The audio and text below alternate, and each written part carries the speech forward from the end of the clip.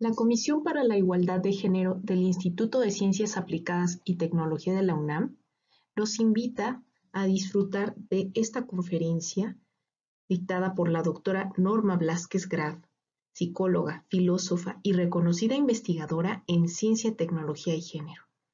Como parte de la retransmisión del coloquio Incorporación, Participación y Reconocimiento de las Mujeres en la Educación Superior, la Ciencia y la Tecnología. En esta charla se hace un análisis de los factores que conducen a la desigualdad en la participación de la mujer en ciencia, comenzando con una panorámica histórica de los estudios de género y relatos de mujeres que han contribuido al conocimiento. Esta plática nos invita a la reflexión y a la crítica sobre cómo ha sido la incorporación de las mujeres a la ciencia en México, así como los retos que han enfrentado. Se hace un llamado a la visibilización de las mujeres que han logrado dedicarse a la ciencia y la tecnología. Entre otros temas interesantes, se presenta un análisis de la preferencia, dependiendo del género, hacia el estudio de ciertas carreras universitarias. Por otro lado, desde un punto de vista de la filosofía del conocimiento, la doctora Blázquez sostiene que quien conoce tiene género, y ese género cambia la manera de producir conocimiento y en las prácticas de investigación. Por último, se destaca la interesante propuesta de la incorporación del análisis de género en los proyectos científicos. Muchas gracias, bienvenidos lo cual una vez más conduce a resultados sin sesgos y a una mayor solidez. En esta ocasión tenemos como invitada a Fisiología y Biofísica. También realizó estudios de especialización en género y después su doctorado en filosofía. Es integrante de la Academia Mexicana de Ciencias, investigadora nivel 2 del Sistema Nacional de Investigadores. Tiene el nivel D del Programa de Estímulos de la Universidad Nacional Autónoma de México y recibió el premio Sor Juana Inés de la Cruz que otorga esta universidad a las académicas destacadas. Es coordinadora del Grupo de México de la Red Iberoamericana de Ciencia, Tecnología y Género. Es la coordinadora fundadora de la Red Mexicana de Ciencia, Tecnología y Género. Investigadora titular C de tiempo completo definitiva del Centro de Investigaciones Interdisciplinarias en Ciencias y Humanidades de la UNAM, donde ha sido secretaria académica y directora. Su formación académica le ha permitido abordar desde un enfoque interdisciplinario el análisis de la ciencia y ha desarrollado su línea de investigación Ciencia, Tecnología y Género, mediante el abordaje de 4 ejes: crítica y aportes de la teoría feminista a la ciencia, incorporación de las mujeres a la educación superior y a la investigación científica, participación actual y trayectorias de las mujeres en la ciencia y la tecnología reproductiva desde el análisis del género. Tiene diferentes publicaciones que, si gustan, les podemos compartir. Muchas gracias, bienvenida. Muchas gracias. Pues, para mí es un honor estar aquí. Les decía así ahorita antes de empezar que hemos tenido colaboración institucional desde hace muchos años de este instituto con el Centro de Investigaciones Interdisciplinarias.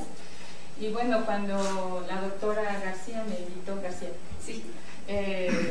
invitó a participar en el seminario, me pareció pues una gran idea. El tema espero interesarles porque pues es un tema, como yo le decía, que no a todo el mundo le encanta, no les gusta, pero últimamente se ha ido conformando en un campo de conocimiento que en un principio en los 90 fue pionero, pero que ahora ya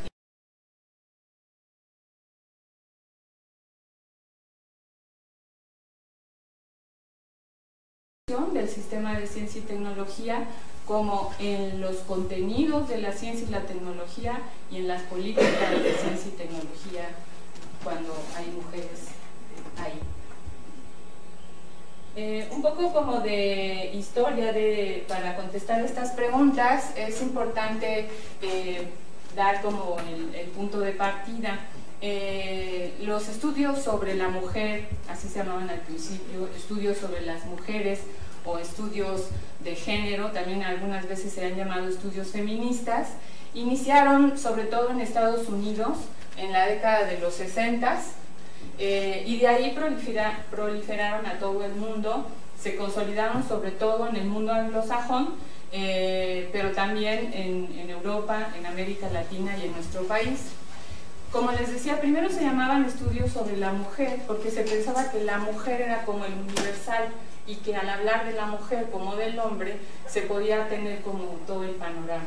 Después se fue incorporando nuevas discusiones en las que se mostraba que no había la mujer como no hay el hombre, sino que hay toda una diversidad de mujeres y de hombres dependiendo de su situación de clase, su situación histórica, geográfica, su condición de género justamente, y eso hizo abrir, digamos, el nombre a estudios sobre las mujeres.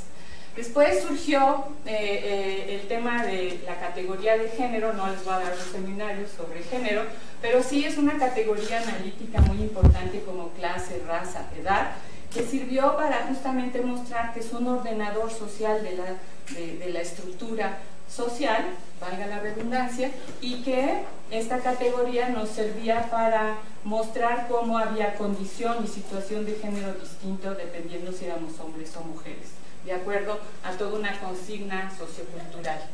Y justamente se empezó a llamar entonces estudios de género porque comprendían todas estas relaciones que hay entre hombres y mujeres, que son relaciones de desigualdad. Ahora ya es una categoría todavía más amplia porque se han ido visibilizando otras orientaciones genéricas, que no es nada más hombre-mujer, sino que ya hay toda una gama, y por eso se llama estudios de género, porque implica todas estas subjetividades. Lo que fue muy interesante es que más o menos después de los 60, a partir de los 70, las universidades se masificaron. Como bien saben, entró una gran cantidad de estudiantes a la universidad, se formaron nuevas campus de las universidades, nuevas universidades, y eso hizo que las mujeres se incorporaran de manera también más importante. Y muchas de las mujeres que venían con una tradición partidaria de izquierda se incorporaron a la universidad. Muchas de ellas eran feministas, estaban en el movimiento que justamente peleaba no nada más por los cambios de la sociedad desde la izquierda, sino por los cambios de la sociedad desde el feminismo, pensando en que la situación de las mujeres tenía que mejorar. Y esta presencia de académicas feministas empezó a dar nuevos seminarios en la universidad, se abrieron materias nuevas en las que se estudiaban temas distintos que antes no se consideraban. En México estos estudios tuvieron más o menos la misma historia, se dieron muchos seminarios que primero estaban disfrazados. Por ejemplo, en psicología había una materia que se llamaba Pensamiento y Lenguaje. Y en Pensamiento y Lenguaje, pues las maestras daban Pensamiento y Lenguaje en la teoría feminista. Siempre se les incorporaban estos temas porque todavía no estaban aprobadas dentro de los currículos. También empezaron más o menos en los 70 y los 80 y se formaron centros, seminarios, estudios de género desde el lado de las ciencias sociales y de las humanidades, sobre todo desde la psicología, la sociología, la antropología, la filosofía. Pero en el área de las ciencias naturales y exactas también empezó un movimiento de mujeres, sobre todo de estudiantes de posgrado, que iniciaron lo que se llaman los estudios de género y ciencia, género, ciencia y tecnología, que lo que buscaban no era nada más estudiar las relaciones de género, que sí, sino las relaciones de género dentro de la institución de la ciencia, y es de lo que les voy a hablar. Este campo tiene varios ejes de trabajo. Digamos, yo ahorita los sistematicé en digamos 3 grupos. Son ejes muy importantes, líneas de investigación que se trabajan en todo el mundo, como les digo, más o menos desde los 90 para acá. La primera es la historia y participación actual, cómo las mujeres nos hemos ido incorporando. Ahorita los voy a desglosar, ese es el panorama que vamos a ver, pero me interesa sobre todo enfatizar en que las 3 primeras, la historia, la participación actual y la trayectoria de las mujeres, tienen que ver más con la crítica a la desigualdad numérica. La pregunta que muchas científicas, cuando empezaron a incorporarse a las distintas áreas del conocimiento, lo que preguntaban es ¿por qué habemos tan pocas? Un poco como acá, que me decían, hay 80% hombres, 20% mujeres. En general, en todas las áreas eso pasaba, porque hay tan pocas. Entonces, estos primeros ejes de trabajo, justamente de lo que se encargan es de sistematizar y evidenciar esta numeralia, digamos, que es muy importante, y podemos decir, bueno, ¿y qué importa que haya más mujeres? Ahorita los voy a convencer de que sí es muy importante. En el segundo tramo son otras 3 áreas que les voy a comentar, que justamente de lo que se encargan es más bien de hacer una crítica al contenido de la ciencia y la tecnología. No es cuántas mujeres hay, sino cuando ya nos incorporamos las mujeres, cómo hacemos preguntas distintas, cómo generamos temas diferentes que antes no estaban, o corregimos conocimiento que está equivocado porque no se ha considerado a la población de las mujeres.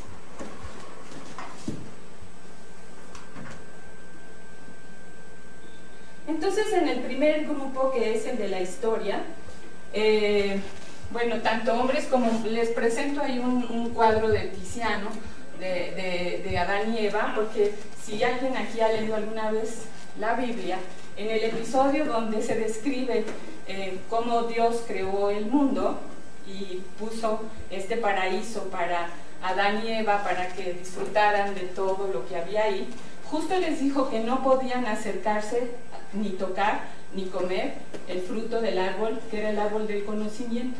Y Eva fue la que fue tentada por la serpiente para que le diera la manzana, y esa manzana es del árbol del conocimiento. Entonces me gusta mucho ilustrarlo así, porque justamente hombres y mujeres desde siempre nos ha atraído el conocimiento, hemos generado conocimiento, nos ha interesado entender el mundo material, el mundo que está afuera, las relaciones entre nosotros como seres humanos con los otros seres de la Tierra, y nuestro mundo interno también nos ha interesado mucho conocerlo.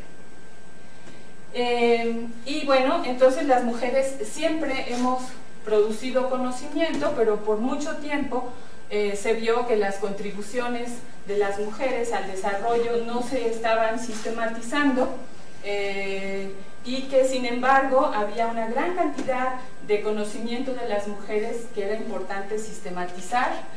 Por ejemplo, todo el conocimiento de herramientas, conocimiento sobre plantas, minerales, animales.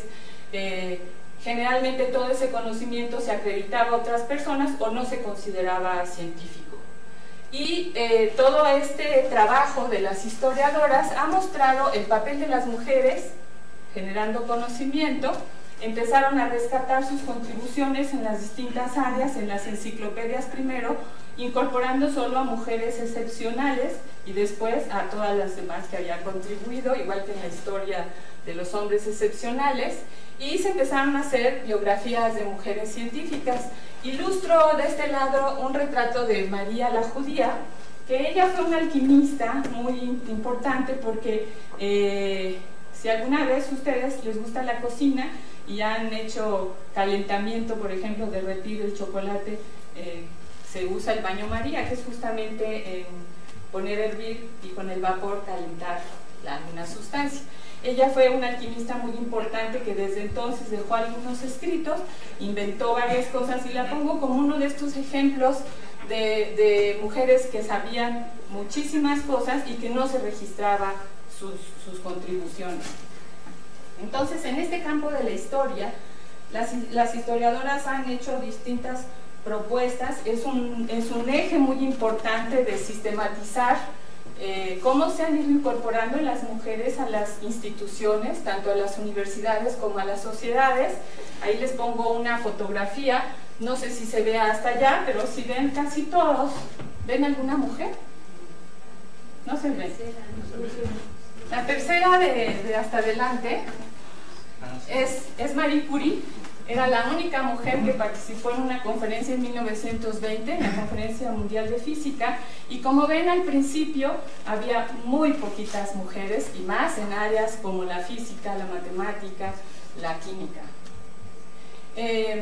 Pero justo hay todo un grupo trabajando en esta sistematización, de mostrar cómo las mujeres se han incorporado, cuáles han sido sus contribuciones, como les decía, Algunos otros ejes es cómo han aportado desde la enseñanza, que son referentes para nuevas generaciones, ahorita lo vamos a ver con más detalle, y qué actividades han hecho ellas al incorporarse, desde ayudantes de investigación hasta responsables o investigadoras principales. Y una cosa muy importante es cómo se ha conceptualizado a las mujeres en las distintas disciplinas, que también voy a volver a eso.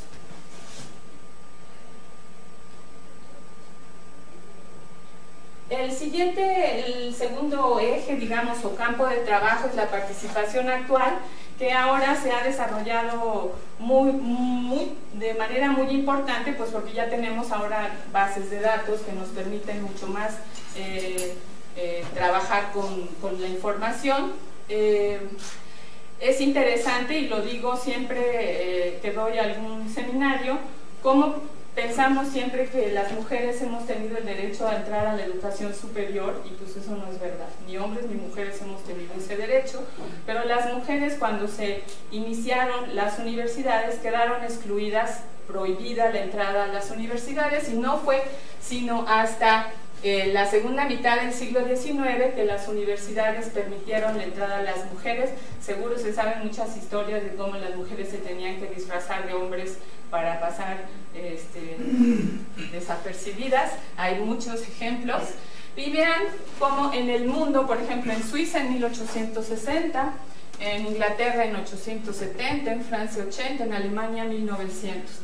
Y aquí les pongo algunos datos. En México, por ejemplo, la primera médica se recibió en 1887. Ella fue Matilde Montoya, y ella, incluso ahora se han hecho muchas biografías interesantes. Hay una escultura de ella en el parque que está enfrente del centro médico, y es interesante porque ella terminó, se graduó y no la dejaron practicar. De hecho, para titularse, el presidente fue el que tuvo que firmar el permiso.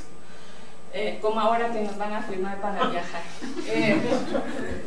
La primera ingeniera se graduó, fíjense, en 1930, y las primeras físicas en la UNAM se graduaron en 1961, que es interesante cómo ven este proceso, cómo ha sido un cambio muy gradual.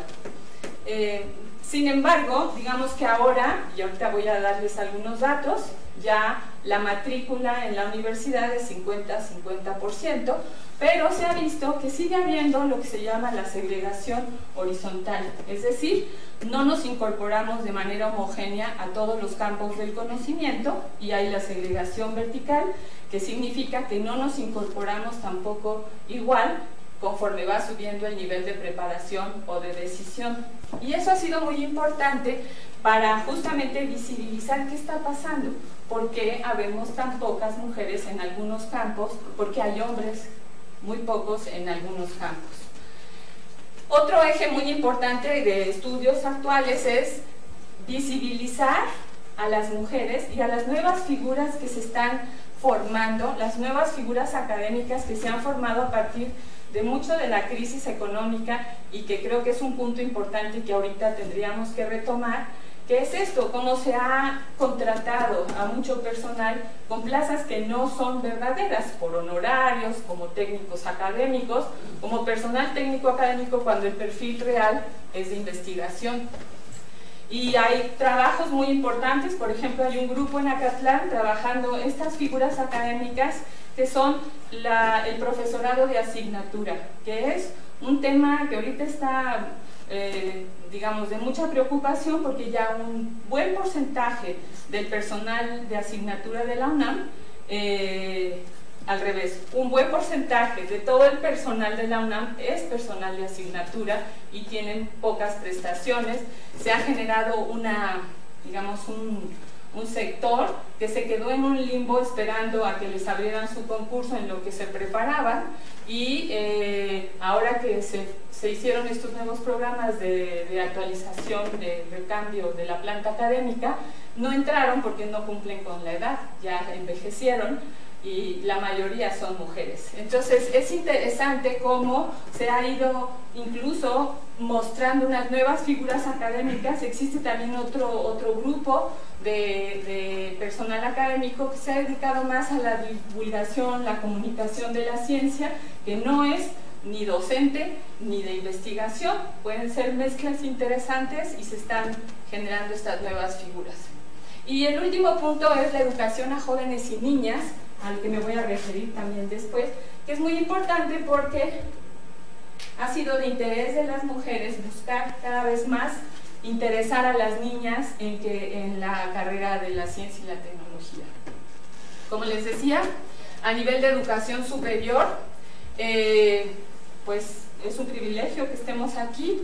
La cobertura para mujeres es 13% y para hombres 16%, según el censo de 2010.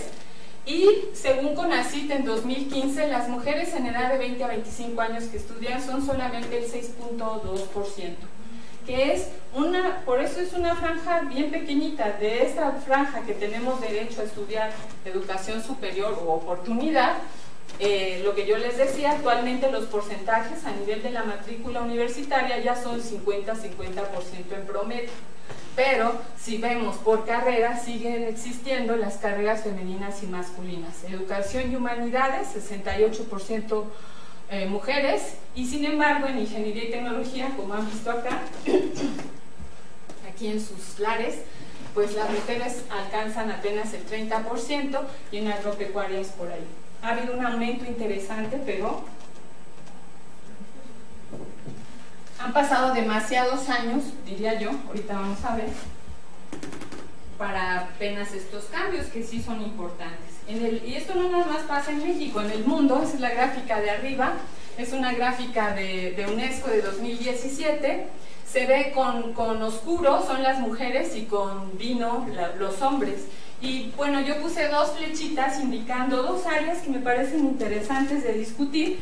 Una, la de allá, es ciencias de la salud, medicina, y la de acá sobre todo son ingeniería. Si se fijan en el promedio mundial, las mujeres en medicina alcanzan más del 60%, y ese ha sido un fenómeno bien interesante porque en medicina las mujeres estaban excluidas totalmente, y poco a poco se han ido incorporando cada vez más. Ahí les pongo abajo, en medicina en la UNAM, por ejemplo, el 63% de la matrícula total son mujeres, hasta 2011, que fueron las cifras que tuve desagregadas. El 37% del personal académico son mujeres.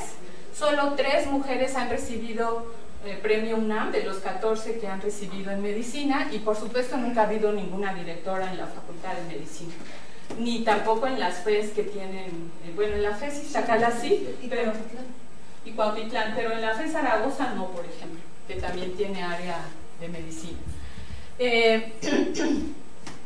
En ingeniería, ahí les pongo algunos datos de la matrícula en ingeniería en México, que es del 17% mujeres, profesionistas en ingeniería 19%, y por supuesto hay mucho menor presencia, como yo les decía, dependiendo otra vez si desglosamos por especialidad o por área del conocimiento, hay mucho menos presencia de mujeres en mecánica, electrónica y mecatrónica. Estuve en el examen de una tesis de hace poquito en el CINDESTAB, en investigaciones educativas, de una estudiante que trabajó con una vocacional, fíjense, es una vocacional del Politécnico que está en el área de mecánica automotriz, y el porcentaje de las chicas es interesante porque se están incorporando cada vez más, y pues ellas son muy pequeñitas, es a nivel, digamos, de prepa. Y es interesante cómo ahora ya empieza a haber cada vez más mujeres interesadas en esas áreas.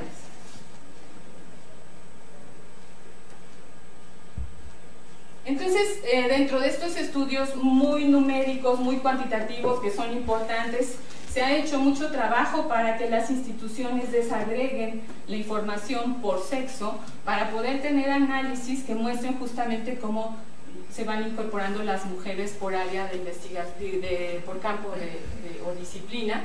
Y se han hecho muchos trabajos, sobre todo ahora ustedes deben estar muy familiarizadas y familiarizados con todos los proyectos que se están financiando para que cada vez más mujeres entren a los campos de STEM, o sea, ciencia, tecnología, ingeniería y matemáticas. Y se ha hecho mucho presupuesto, se ha organizado muchas políticas para hacer que cada vez más niñas se entusiasmen por esos campos. Yo aquí les traje algunos datos justamente de una investigación de Global Digital Infrastructure, se llama Alianza, del 2016, en donde muestran cómo el porcentaje de mujeres que muestran interés por estos campos, en primaria es solo del 12%, en educación superior 30% se interesan, que llegan a tener el título universitario 21%, 10% tienen su primer trabajo en estas áreas al salir de la universidad y 19% cambian a una carrera en STEM, o sea, estudiaron otra básica y cambian. 61% están muy satisfechas con su carrera, 62% están muy comprometidas con su trabajo, 80% recomiendan a sus amigas y colegas hacer una carrera en estas áreas y 44% aspiran a tener una posición de liderazgo. Y esto es muy interesante, por eso se los traje, porque justamente se han hecho muchas investigaciones dentro de este campo de por qué a las niñas y a las jóvenes, a las chicas desde la prepa no les interesan estas áreas. Y se han hecho muchos trabajos, sin que yo supiera que aquí hay un área de educación que conste. Se estudia mucho justamente los estereotipos de género en el currículum escolar, los libros de texto y las actitudes de quienes enseñan, cómo afectan la elección futura de las niñas y las jóvenes, determinando su campo de estudio y su ocupación futura. Proponen que hay que estimular el interés desde los primeros años para combatir los estereotipos de género, capacitar al personal docente para alentar a las niñas a seguir carreras de ciencia y tecnología, desarrollar planes de estudio que tengan en cuenta las cuestiones de género y una cosa que yo les decía antes, las mentorías, es decir, tener maestras, compañeras, colegas que les enseñen que estas áreas son interesantes, que las lleven a sus laboratorios, que les platiquen de qué se trata, que jueguen con juguetes, que no sean nada más muñequitas y juegos de té y de cocina, sino que también hagan experimentos, que jueguen con bloques. Se ha probado muchísimo de este material cómo es importante para romper estos estereotipos de que por ser niña no puedes. Entonces, las que salen de las carreras ya una vez que terminaron la universidad, se ve que sí hay una creciente participación femenina con estudios superiores en el mercado laboral, que las mujeres económicamente activas están más calificadas que los hombres. Generalmente se les pide título y a veces a los hombres no, porque así es, o sea, para la competencia está más fuerte. El 11% de mujeres están en posiciones de dirección en la industria y los negocios. Ya vimos, por ejemplo, ahorita no lo traje, pero que a nivel político, en los congresos, en las cámaras de diputados y de senadores, en nuestro país cada vez hay mitad y mitad por esto de las cuotas de género. En ciencia y tecnología no se trabajan cuotas de género, es algo con lo que no se está de acuerdo porque nuestro sistema es de ir adquiriendo cada vez más conocimiento, más trayectoria, un sistema meritocrático, no de cuotas. Y la pregunta es, ¿qué pasa en la ciencia?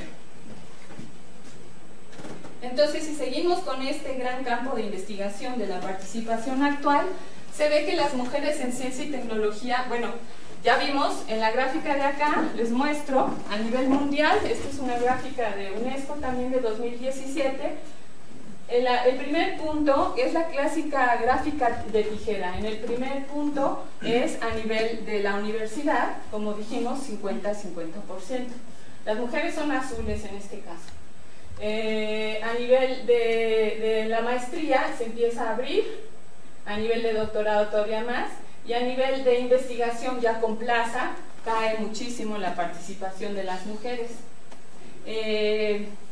También de UNESCO de 2016 se observa que las científicas en el mundo alcanzan en promedio el 33% y ahorita vamos a ir a México, o digamos vamos subiendo en el reconocimiento y en el nivel de preparación y de decisión. Por ejemplo, en las academias de ciencia, en el 2016, el 20% de todas las academias de ciencia, el 20% son mujeres. En México, por ejemplo, en la Academia Mexicana de Ciencia es del 23%. Y si vamos a los puestos de decisión, por lo menos aquí hay una gráfica de la Unión Europea en donde se observa cómo es de alrededor también del 23%, me parece, no alcanzó, es donde está la rayita naranja, 23%. Entonces, como ven, hemos avanzado, pero todavía falta. En México, ¿qué ha pasado? Las mujeres en ciencia y tecnología, según los datos de UNESCO, estamos entre el 37 y 40%. Según los datos del SNI de 2018, estamos en 37% las mujeres, y otra vez, conforme se eleva el nivel en el SNI, hay menos mujeres. Estamos en el 18, 21.7% mujeres en el nivel 3, y en el nivel y en el área de conocimiento, por ejemplo, de física, ciencias de la Tierra, no llega ni al 21. Es interesante, sin embargo, que en las becas de posgrado el porcentaje se ha aumentado, así como en la licenciatura ya llegamos al 50%, a nivel del posgrado, las becas nacionales, las mujeres son 46% y en el extranjero 41%. En las cátedras CONACYT, tan discutidas ahorita también, el 42% eran mujeres.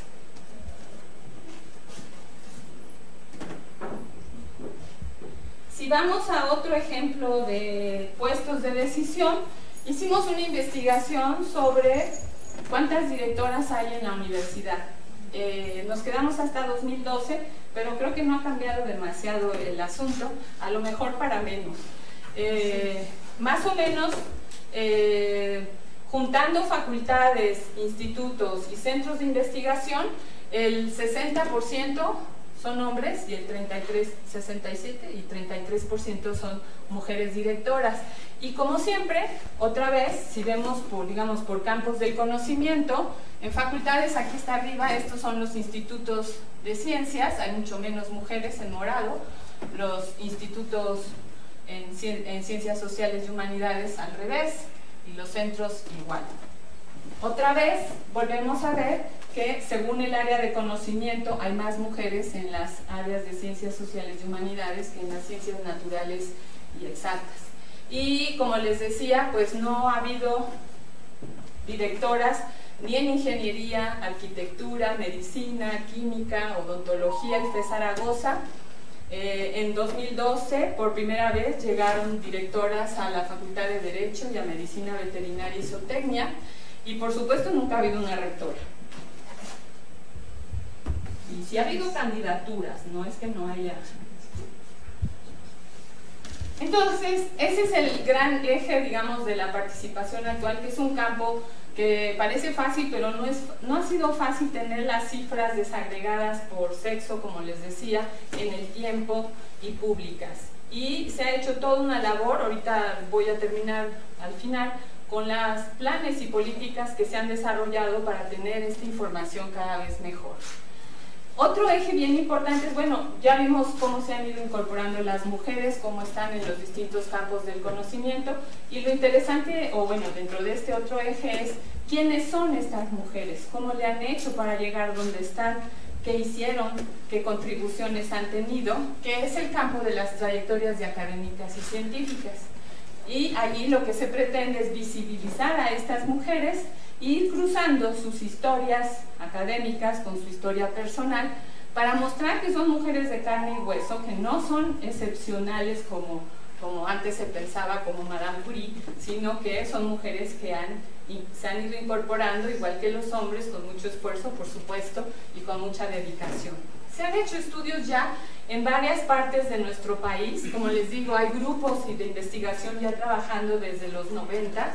Se han publicado varios libros, se han hecho en Nuevo León, en Guadalajara, en Colima, en la UNAM, nosotros lo hemos hecho, y en Nayarit. Ahí les pongo algunos ejemplos para quienes les interese revisar.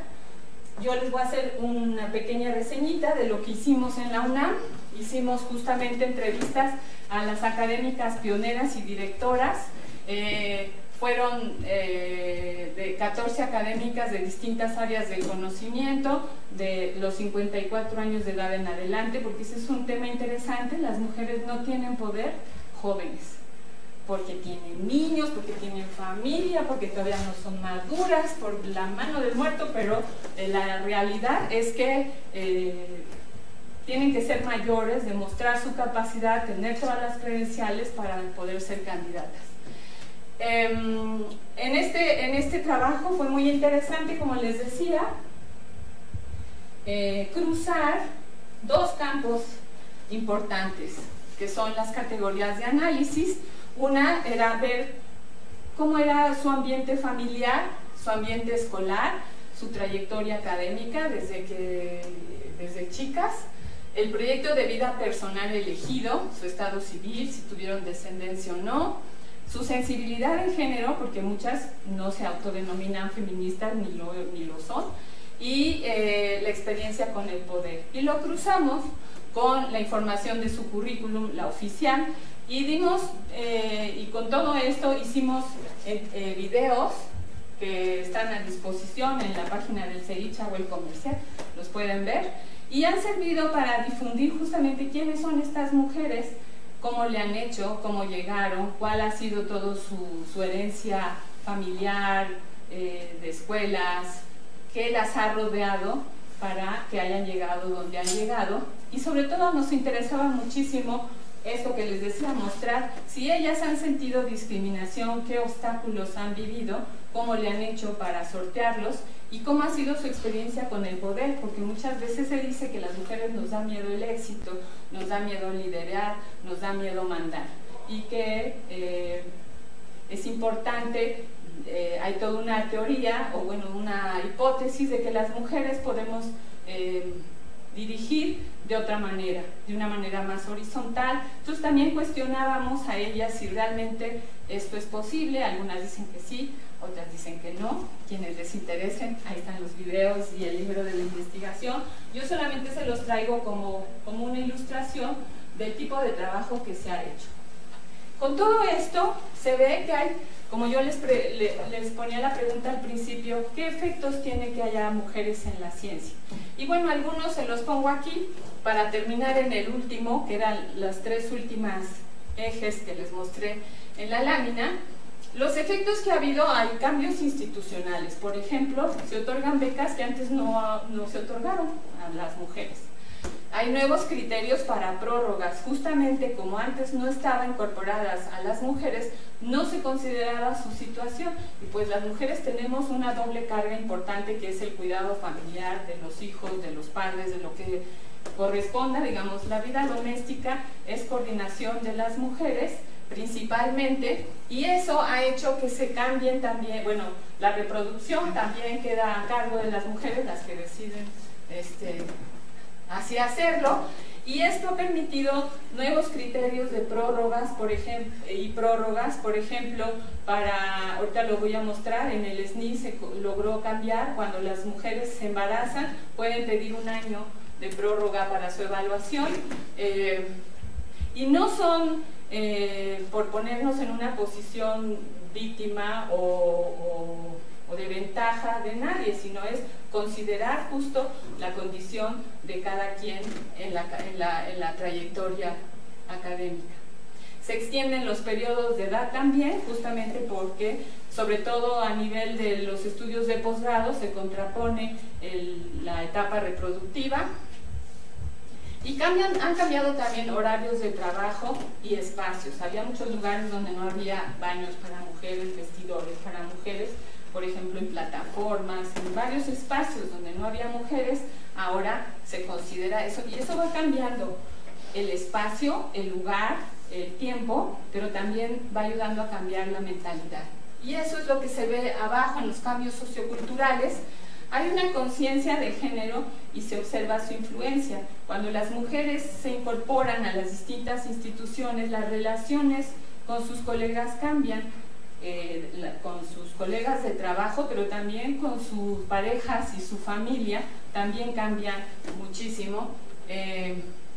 Hay mayor autoestima, autonomía e independencia de las mujeres.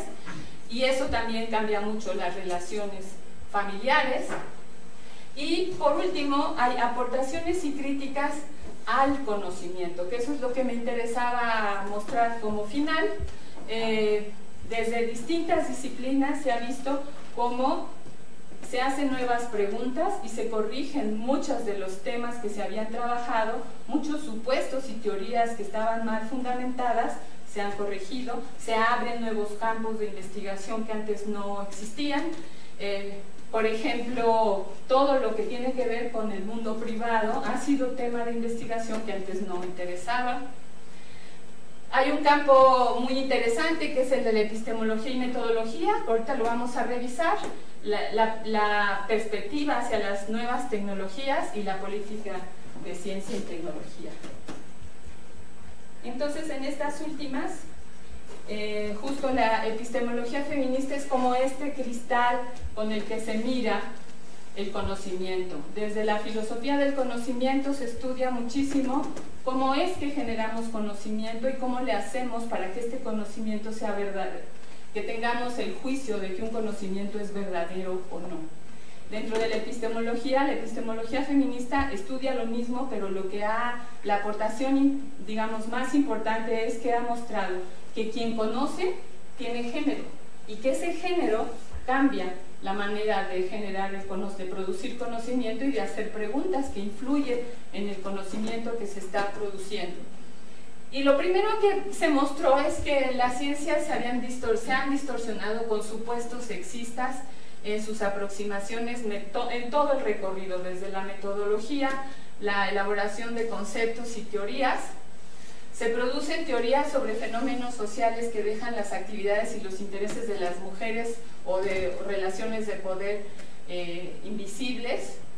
Se ha excluido a las mujeres de la investigación, tanto como sujetos de estudio como productoras o generadoras de conocimiento, y se han producido teorías sobre las mujeres que las representan como inferiores o desviadas, tomando como unidad de medida o de comparación al modelo masculino. Y esto es muy importante porque justamente se ha mostrado en diferentes disciplinas, podemos poner varios ejemplos, como sobre todo por ahí de los 70s y de hecho hasta hace 5 años hubo todo un escándalo de este profesor en Harvard que dijo que las mujeres solo lloraban y ponían flores en su laboratorio, que cuando alguien les criticaba en un seminario las emociones las rebasaban, y bueno, esto le costó su trabajo. Ha habido muchos ejemplos de este tipo de investigadores que todavía piensan que las mujeres no son capaces que no tienen la capacidad de generar conocimiento.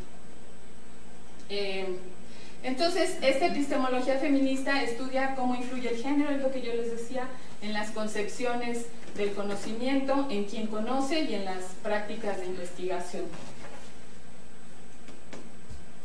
De ahí se ha hecho, como les decía, las primeras investigadoras, sobre todo, por ejemplo, en biología, en neurociencias, en ciencias de la salud, aunque en todos los campos, se han hecho investigaciones muy importantes que muestran cómo cuando se incluye el análisis de sexo y género en la investigación, cambia el tipo de resultado que se obtiene de los estudios.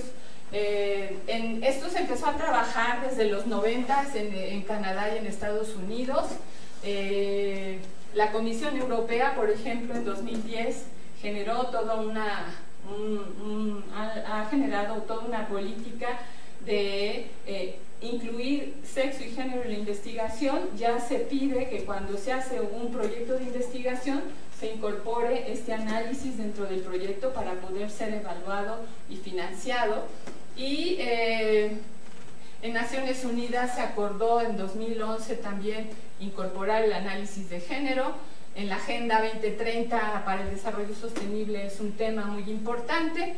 Y aquí en México, ahorita les voy a contar, tenemos una red mexicana de ciencia, tecnología y género donde hemos estado trabajando varios de estos temas.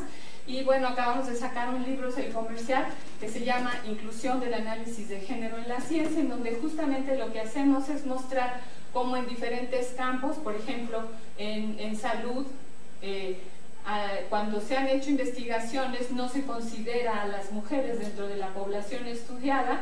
hay muchos ejemplos de fármacos, por ejemplo, para la hipertensión o para otro tipo de enfermedades que se estaban dando a las mujeres sin haberlas considerado dentro de las investigaciones como población, y esto ha generado muchos problemas de salud porque los síntomas son distintos, porque recibimos nuestros organismos son distintos y por lo tanto los fármacos los síntomas que presentamos y los fármacos que se nos dan son diferentes. Y por mucho tiempo se ha hecho investigación, sobre todo en machos, en ratones. Bueno, cuando se hace investigación experimental, se hace en ratones machos siempre, desde que yo estudiaba psicología, porque siempre se decía que el ciclo hormonal de la hembra afectaba el resultado de las investigaciones, y pues claro que lo afecta.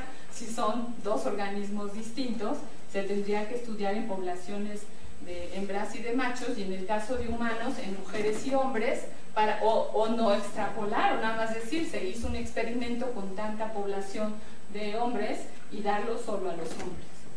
En muchos estudios sobre salud mental, sobre adicciones, también se ha visto que el análisis es muy importante, que cambian muchísimo los resultados cuando las poblaciones incorporan mujeres.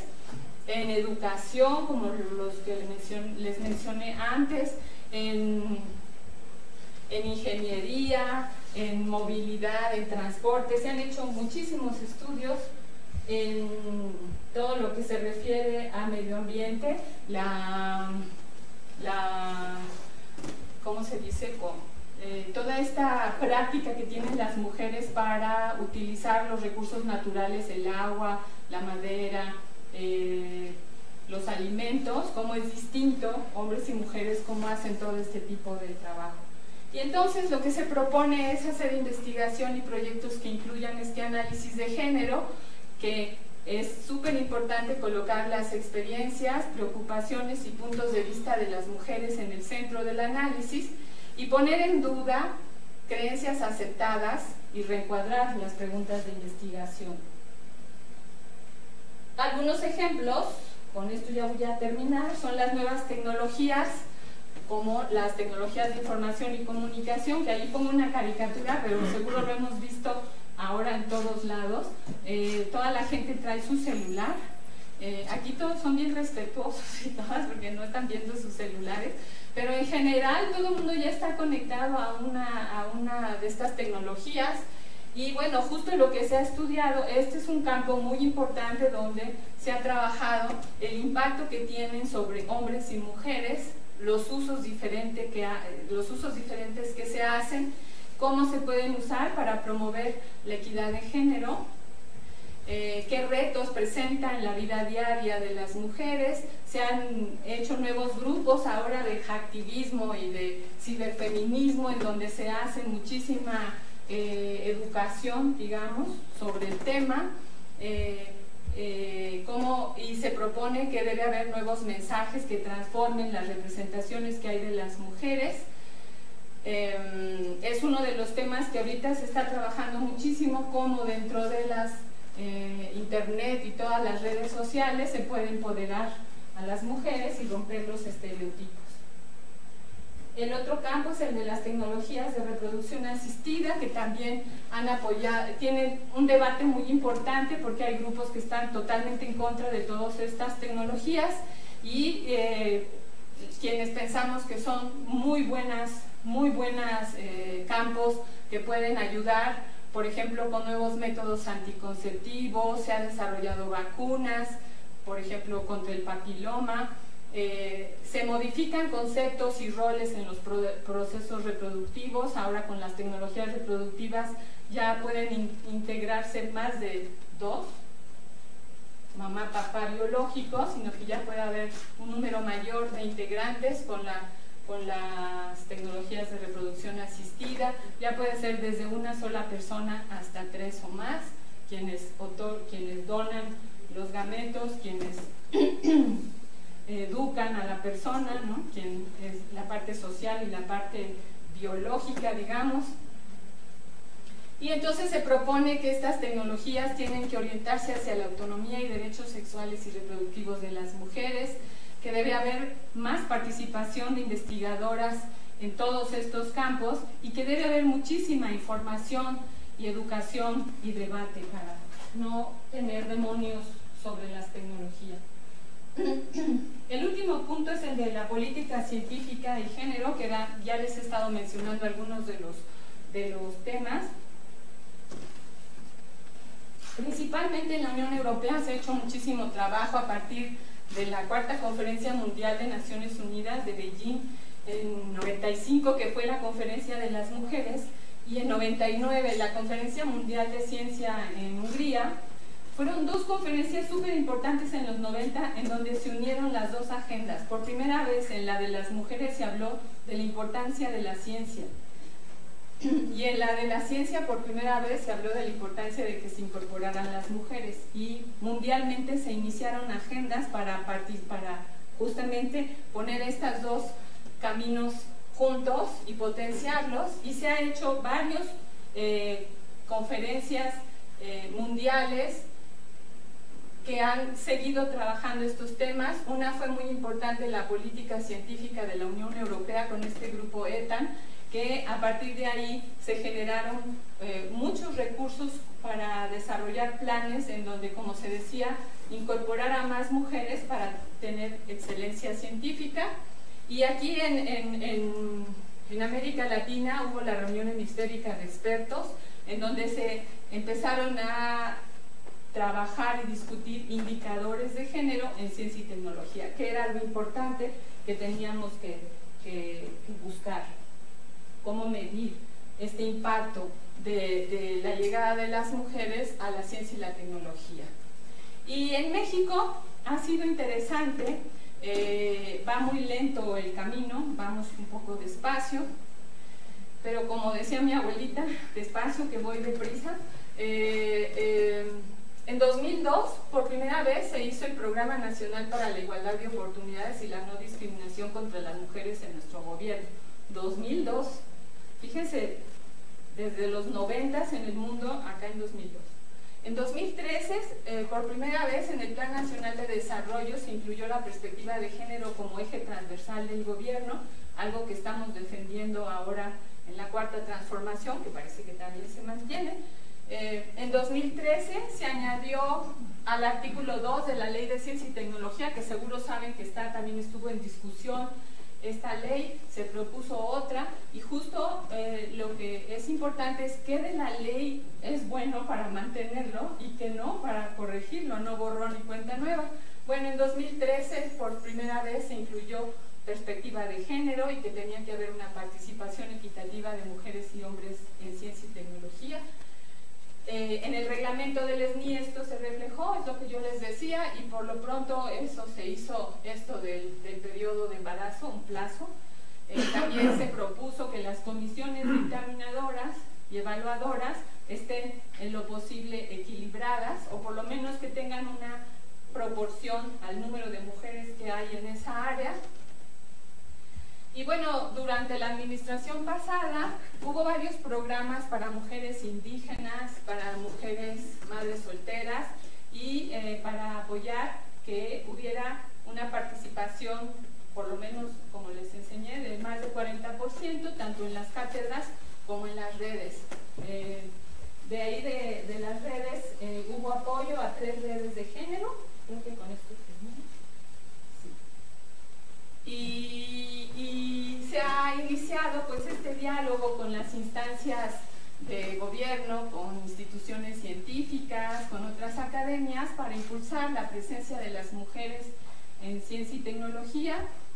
Algunos ejemplos de lo que se ha logrado es integrar esta perspectiva en las políticas y programas, como les decía, recolectar y procesar estadísticas desagregadas por sexo, no todo lo que quisiéramos. Hicimos, por ejemplo, una investigación diagnóstica en la República Mexicana y solicitamos a todos los directores de centros, de universidades que nos mandaran la información, y la verdad es que no logramos que en todos lados lo hicieran.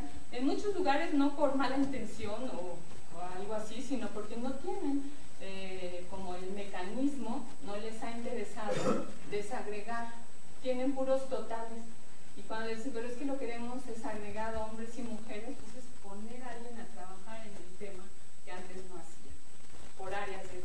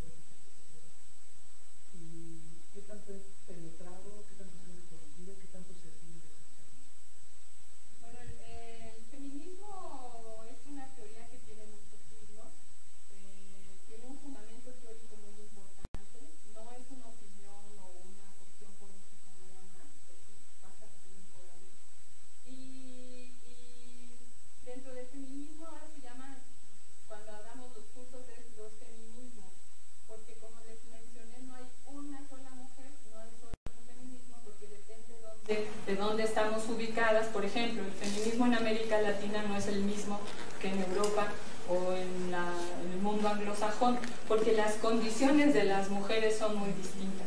Y entonces las causas, las vindicaciones, digamos, lo que hace cambiar las cosas se modifica o se hace diverso en cada lugar. Entonces no hay un solo feminismo, hay varios. Y dentro de esta gama de diversidad sí hay puntos en común. Uno es esto, que no haya esta desigualdad de poder tan terrible, que no haya esta dominación sobre las mujeres, que tengan las mismas opciones. Lo que pasa es que según, les digo, quien habla desde dónde, le agrega más cosas. Por ejemplo, el feminismo anglosajón era el que pedía que hubiera, digamos, que el eje de la opresión estaba en que no había derechos. Entonces, las mujeres deberíamos tener todos los derechos igual que los hombres, derecho a la educación, derecho al trabajo, en fin. Cuando hablaron las mujeres negras, dijeron, pero el derecho al trabajo nosotras tenemos trabajando desde hace siglos, no estamos peleando por trabajo, queremos un trabajo digno, un salario digno, que no haya control sobre nuestra sexualidad y que no haya discriminación por raza. Entonces se agregó. Y así, en América Latina hay otros cambios, ¿no? Hay otras necesidades y se van agregando, pero la discusión sigue avanzando, hay toda una corriente sobre el feminismo, sigue consolidándose y por ejemplo en la universidad cada vez, ahora sí ya hay materias sobre eso, yo doy un curso en el posgrado, hemos ido abriendo campos poco a poco. Se dan como optativas, todavía no son materias dentro del currículum, pero no importa, vienen los estudiantes de varios posgrados y toman los cursos. En distintos posgrados ya hay varios seminarios y estamos desde hace muchos años proponiendo un posgrado en estudios de género en la universidad. Me da pena decirlo porque nos ganaron en todos lados y la universidad, que es vanguardia, no lo ha sacado. Ya está por salir, según esto, a ver si ahora sí es verdad. O sea, sí ha habido avances, por ejemplo ya en la ciudad. En la UAM ya hay un posgrado, en el Colegio de México y en otras universidades del país, en Ciudad Juárez, en Oaxaca, en Chiapas, hay posgrados en estudios de género donde se da teoría feminista. Lo interesante del feminismo es que va siempre junto el movimiento con la teoría, y el movimiento feminista le da carne, digamos, a la teoría, y la teoría vuelve a regresar al movimiento. Ahorita es un momento muy importante aquí en nuestra universidad. Como saben, ha habido muchísima organización de las jóvenes por el acoso que se está dando en la universidad. Y yo creo que ese es un tema también interesante que tenemos que entrarle, discutir y apoyar, porque están muy enojadas. Y si no se hace algo pronto, eso puede pasar a mayores. No es amenaza, es parte como de... Es un fenómeno que está ocurriendo, no es posible que estén baleando en la universidad a las estudiantes, que las acosen, ¿no? Estamos viviendo un momento complicado. No se vale. Por eso yo les decía que hay que juntarnos los colegios a discutir.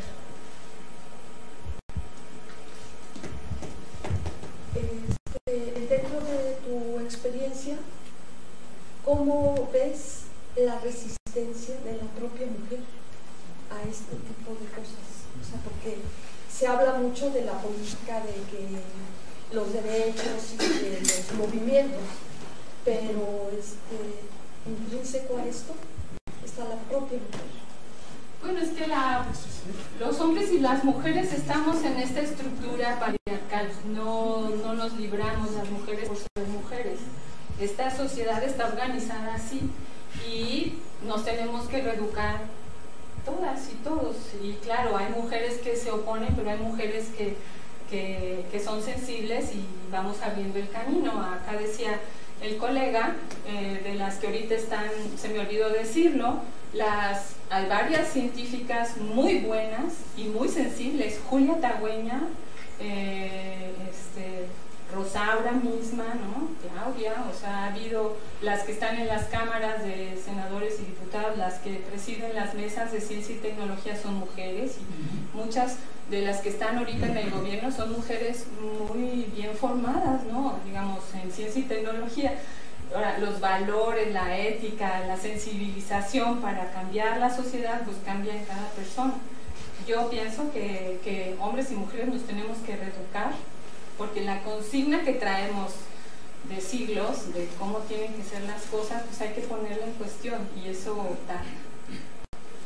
Sí, hay un síndrome que se llama el de la abeja reina, que es cuando las mujeres llegan a los puestos de decisión, se les olvida el camino que tuvieron que cruzar, ¿no?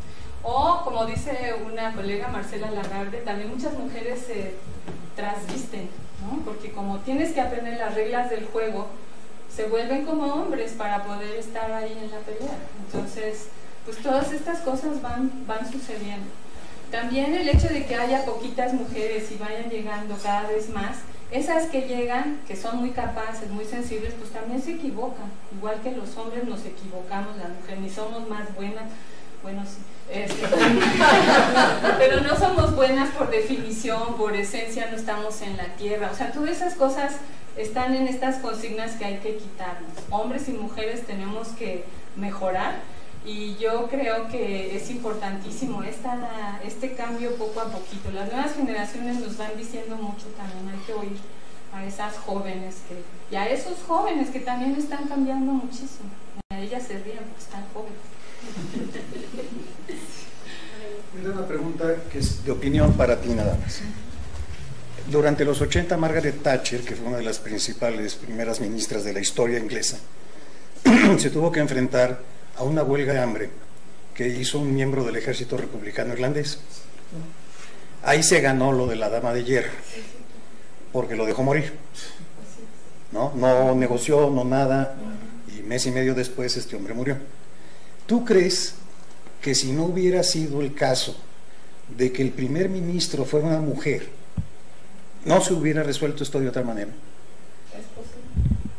Tony Blair lo hubiera resuelto de otra manera, y Margaret Thatcher tenía que estar obligada a ser tan cruel como cualquier otro.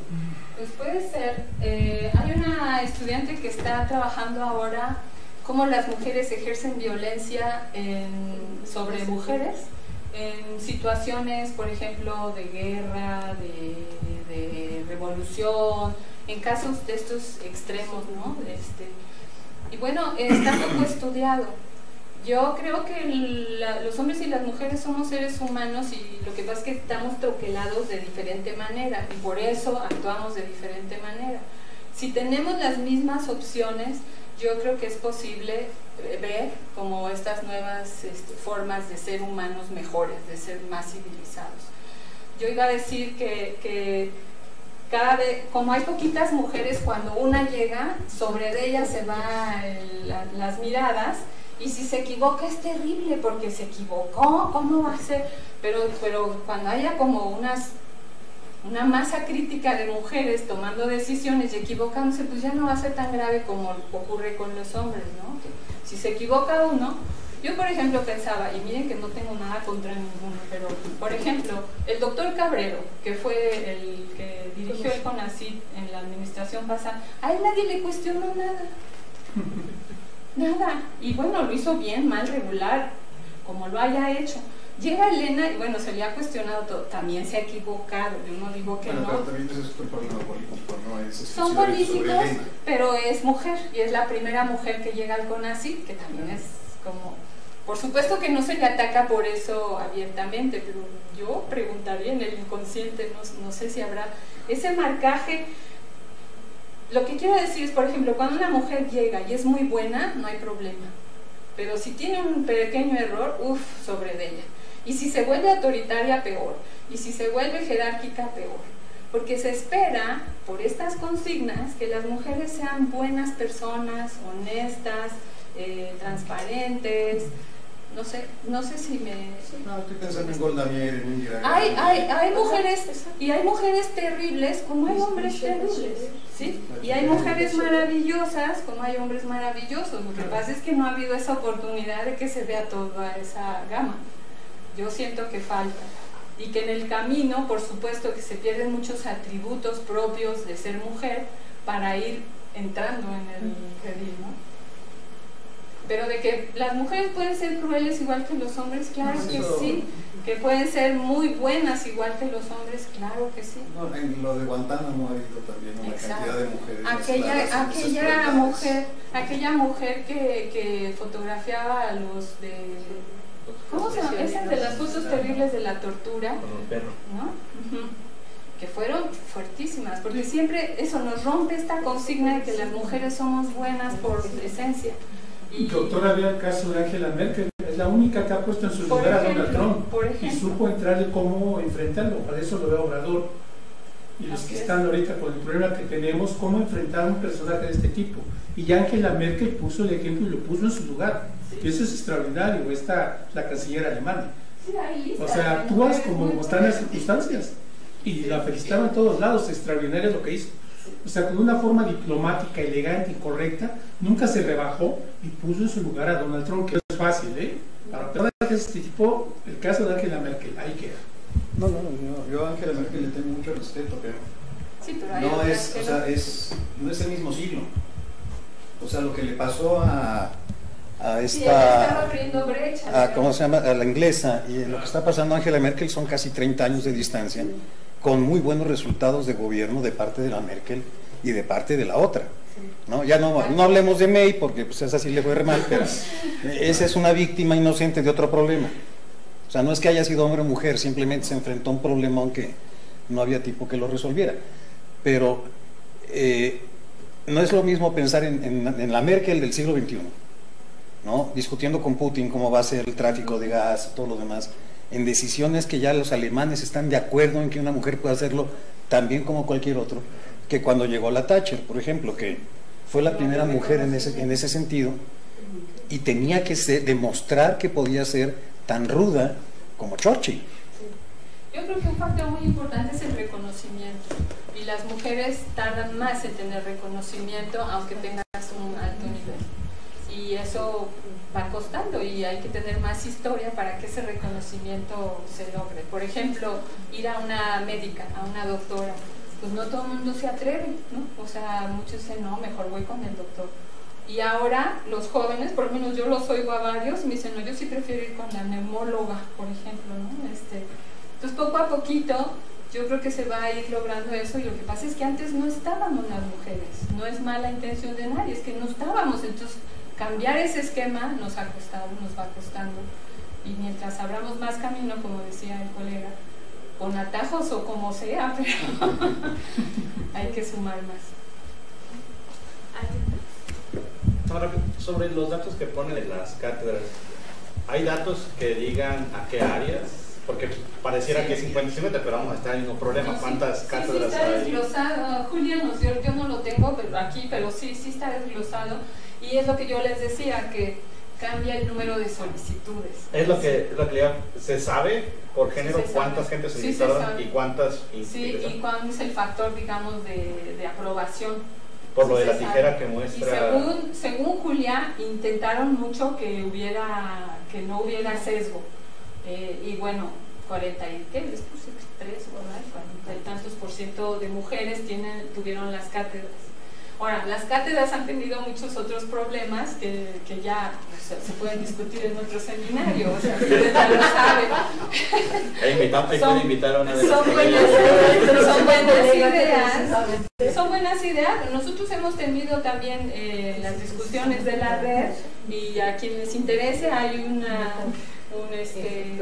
tenemos una revista, y ahí hay unos artículos de 2 chicas que vivieron la experiencia de las cátedras, que no fue tan afortunada, por si quieren participar.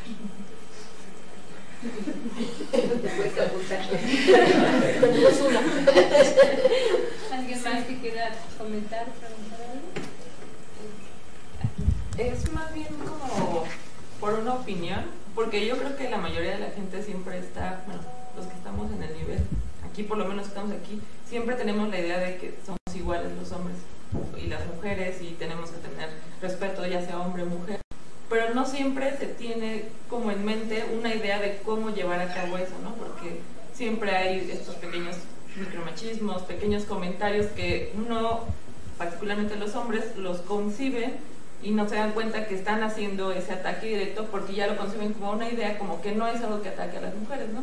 Entonces, si nos pudiera comentar alguna de estas estrategias, pero así como directamente para, o sea, ajá, o sea, justamente, ¿no? Como para ir... Hacer ver, o sea, una estrategia es hacer ver, siempre visibilizar, porque muchas veces no se dicen las cosas, se dejan pasar. Y yo creo que cuando somos colegas es muy bueno, y más si hay una buena relación, pues decir las cosas. Hay, por ejemplo, chistes que son de muy mal gusto. Y a veces los colegas no se dan cuenta que a nosotras no nos encanta o no nos hace gracia o así. Pues decir, o sea, pues no me hace gracia o explícamelo. No sé, a lo mejor... Y siempre, yo pienso que siempre de buen modo. Yo creo que el enfrentamiento no es lo mejor. A todas mis estudiantes que son bien radicales, de pronto este puño sí se ve, entonces digo sí, pero hay que organizarse, hay que argumentar, no hay que pelear, porque si no, la reacción es terrible. En vez de entenderse y discutir, se hace un pleito innecesario, porque no es con el colega, es esta estructura durísima que nos está permeando todo el tiempo, en todos lados, en la familia, en la escuela, aquí, en la tele, en los medios, en internet. O sea, es una estructura social muy bien organizada que nos está a todo mundo troquelando hasta el hipotálamo. Entonces, reeducarnos, desmontar todo eso cuesta. Y yo creo que siempre es así. Una de las claves, digamos, en el feminismo es visibilizar y poner en el centro a las mujeres, las experiencias de para que se note qué está pasando, porque no estaban consideradas. Ese es el... De manera muy rápida, justo a partir de tu idea, aquí se tiene que constituir una comisión de género, y cuando se planteó, creo que empezaron los comentarios en todos los grupos, en el pasillo, ¿qué características deben de tener las personas que integren esa subcomisión? Porque justamente si llega un caso, cada quien lo va a ver a partir de su mirada, de su punto de vista, cómo hacer para que esta subcomisión realmente considere los casos sin la carga, los prejuicios de cada una de las personas. Entonces te vamos a pedir ayuda seguramente para analizar. Para eso se necesitan talleres, gente especialista que les asesore. Esto de las unidades de género. Bueno, en nuestra universidad no lo puse, pero también hay todo un seguimiento historial. Pueden entrar a la página del CIEG, CIEG, y ahí está toda la historia de cuándo se forma, cuándo se hace por primera vez el plan de equidad de género y demás. Y eso es algo que ha venido pasando en el mundo. Hay toda una presión, un marco internacional. México ha firmado todos esos tratados, y por otro lado las mujeres feministas por abajo hemos estado trabajando, impulsando. Entonces yo creo que eso ha hecho que las cosas se vayan moviendo poco a poquito. Y las unidades de género que se derivan, digamos, de estos planes de equidad son muy buenas, pero sí tienen que tener asesoría, porque, por ejemplo, en muchos lugares quienes las presiden son hombres. Y pueden ser hombres muy sensibles, ojalá, pero la mayoría nada más es por el nombramiento, porque tocó, porque es el titular, no sé qué. Entonces, ahí sí se desvirtúa mucho la propuesta de estos planes, porque lo que se trata es lo que tú dices, que haya gente con sensibilidad, especializada, con conocimientos para poder manejar los casos, y si no lo saben manejar, pues derivarlos a la gente que sigue. Tengo otra pregunta. Sí. Tú mencionaste ahí, en la clase de la historia, la primera, una pintura de Adán y Eva. Sí. Y dijiste que hace referencia al árbol del conocimiento. Pues yo tenía otra interpretación, no se refiere al árbol del conocimiento. Porque por otro lado, en el mismo pasaje, dice que Dios instruyó al hombre a que diera nombre a las cosas, y de ahí viene la interpretación de que el hombre tiene que buscar el conocimiento. Buscar el conocimiento del mundo, ¿no? Del universo, etc. Y que esa imagen del árbol era, como dice el árbol, según me enseñaron en la doctrina, del bien y del mal. Entonces hace referencia al conocimiento moral del bien y del mal. No sé, ¿puedes explicar tú? Es justo, de hecho ya no traigo, porque yo saqué así el textito, y viene así expresado. Es el árbol del conocimiento del bien y del mal, pero es el conocimiento, no importa si es moral o académico, o sea, es esta capacidad que tenemos la especie humana, ¿no?, de generar conocimiento tanto de moral como cognitivo, no sé cómo decirlo. Y por cierto, allí hay todo un trabajo bien interesante de las críticas feministas que han revisado las grandes teorías de los pensadores, el marxismo, el psicoanálisis, el darwinismo, ¿no?, toda la teoría evolutiva. Hay críticas a cada uno de estos campos, y uno es al desarrollo moral de Kohlberg, que él fue el que lo desarrolló, como los humanos, como Piaget, que vamos por etapas para ir desarrollando nuestro conocimiento. Él también propuso que los humanos vamos desarrollando etapas en el desarrollo moral, esta ética que tenemos. Y él fue de los que desarrolló esta teoría, que es bien interesante, solo con hombres. Y las mujeres, por supuesto, quedamos en una etapa mucho más temprana, no nos pudimos desarrollar al nivel que los hombres, porque no estudió a las mujeres, nada más las hipotetizó. Y hay una mujer que se llama Carol Gilligan, que ella fue su alumna, y justo, digamos que aumentó, o es un poco lo que les digo, lo que hay lo revisa desde su lugar, y tiene un trabajo muy bonito que se llama Desde otra voz. Y justo lo que ella muestra en mujeres, cómo el desarrollo moral de las mujeres es distinto por este condicionamiento social y del cuidado que tenemos. Y cómo no es que tengamos etapas previas y no llegamos a la de acá, sino que tenemos otras etapas en las que cuenta mucho la colectividad. Y tu decisión moral depende de la colectividad, no del individuo. Y en el caso de los hombres, es del individuo. Bueno, podemos seguir discutiendo, pero es un ejemplo. ¿Cómo se llama el libro?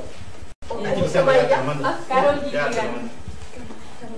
Carol Gilligan se llama en otra voz. Está en inglés, es In a Different Voice. In a Different Voice. Está en PDF. Se las recomiendo mucho. Por aquello del desarrollo moral, bueno, me desvié, pero es el árbol del conocimiento del bien y del mal. Sí, sí. Pues les agradecemos a ustedes y a la